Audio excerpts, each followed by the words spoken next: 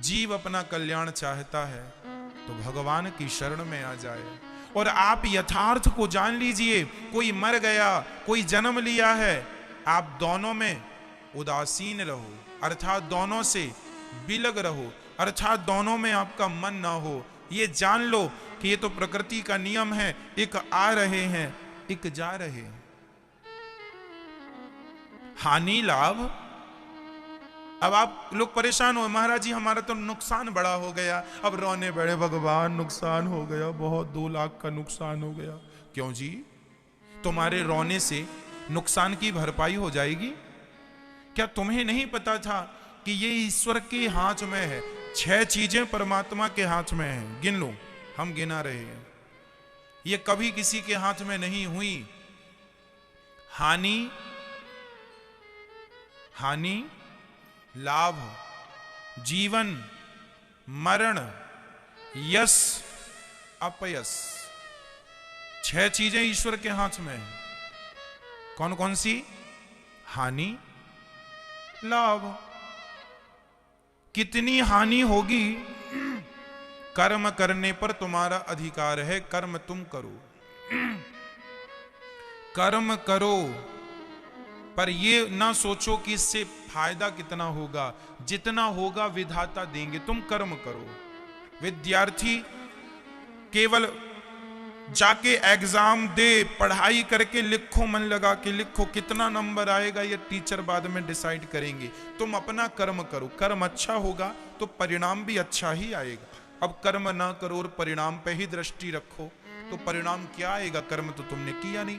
इसलिए गीता में लिखा है कि कर्म करने पर तेरा अधिकार है, सो तू कर्म कर, फल क्या मिलेगा वो मेरे ऊपर छोड़ दे, मैं बैठा हूं फल देने के लिए।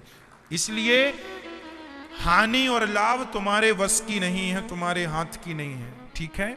और आप लोग काहे डिप्रेशन में होते हैं? क्यों डिप्रेशन में चले जाते हैं? ये सोच सोच के हमारा बड़ा नुकसान हो गया, बड़ा लॉस हो गया, बड़ा नुकसान। क्यों जी? नुकसान तुम्हारे हाथ में है क्या? ईश्वर के हाथ में है। हानि और लाभ ये दोनों ईश्वर के। कर्म तुम्हारे हाथ, तुम कर्म करो अच्छा, फल ईश्वर। जो कर रहे हैं विधाता ठीक करेंगे। तुम लोड ना लो, नहीं तुम जल्दी मर जाओगे समय के पहले, टेंशन ले लेके, डिप्रेशन की गोलियां खा खा के। तुम्हारे हाथ में क्या है मुझे बताओ? क्या कर सकते हो तुम? अभी दिन है कि रात है?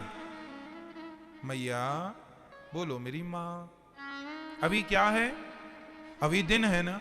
क्या इस दिन को आप रात बना सकते हैं? नहीं, आपके हाथ में नहीं है ना। तो क्या आप अभी सर्दियों के मौसम को गर्मी में बदल सकते हैं? नहीं। क्या सूर्य भगवान को दक्षिण दिशा से उगा सकते हैं? नहीं। तुम्हारे हाथ में नहीं है ना। क्या समुद्र को नदी बना सकते हो? क्या नदी को समुद्र बना सकते हो? तुम्हारे हाथ में कुछ नहीं है। इसलिए जो नहीं है उसकी चिंता क्यों करते हो? बहू के बेटा होगा कि बेटी होगी, बताओ ये किसके हाथ में है? मेरे, आपके, या सास के हाथ में, कि पति के हाथ में, कि पति किसके हाथ में है? बहू के बेटा होगा कि बेटी, ये किसके हाथ में है? और आप लोग पर बेटा होगा महाराज, बेटा ही होगा, बहू के बेटा ही होगा। हाँ हाँ। और जब हुआ तो बेटी, महाराज भगवान ने हमारे साथ बड़ा गलत किया। क्यों? क्यों गलत कर दिया? बहू के बेटी हो गई। अब देखो आप दुखी हो गए। क्यों दुखी हो गए?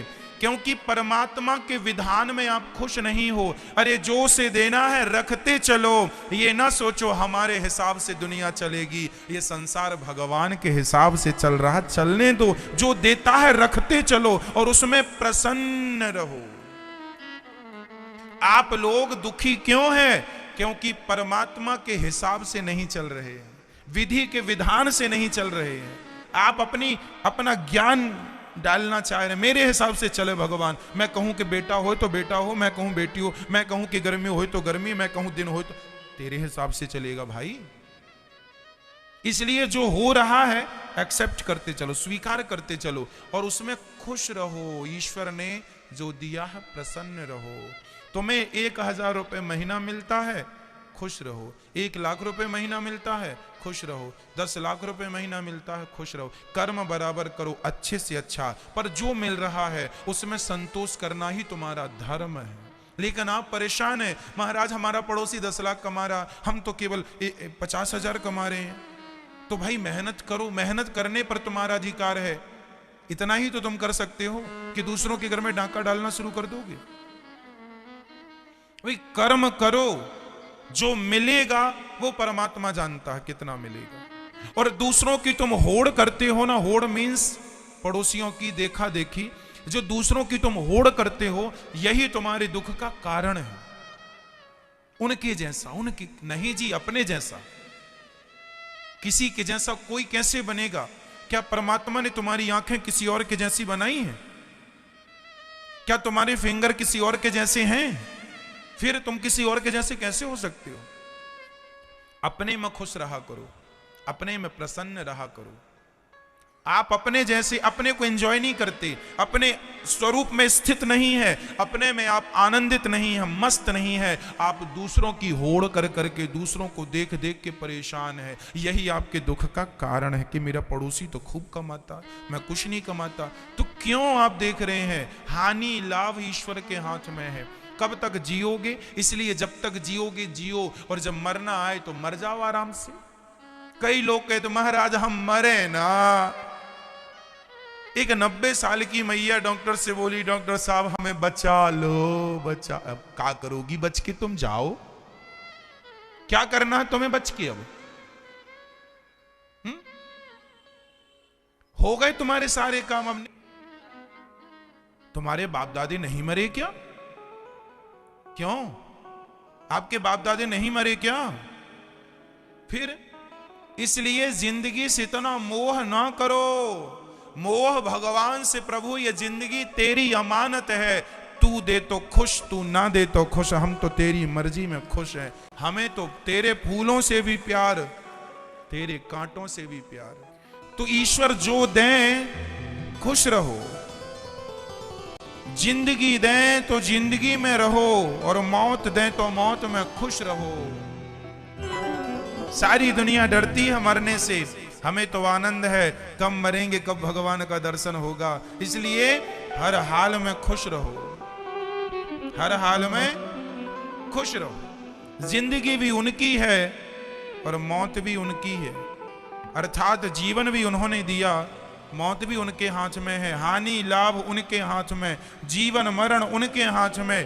कितना नाम आप कमाएंगे, कितना समाज आपका सम्मान करेगी, और कितना अपमान होगा, ये भी ईश्वर के हाथ में। जब कोई आपको गाली दे, समझ लेना कि जितना अपमान तुम्हारे भाग्य में होगा वो तुम्हें उठाना, जैसे सुख उठाना पड़ता है, दुख भोगना पड़ता है, उसी प्रकार जो हमारे हिस्से का अपमान है वो भी हमें मिलकर ही रहेगा।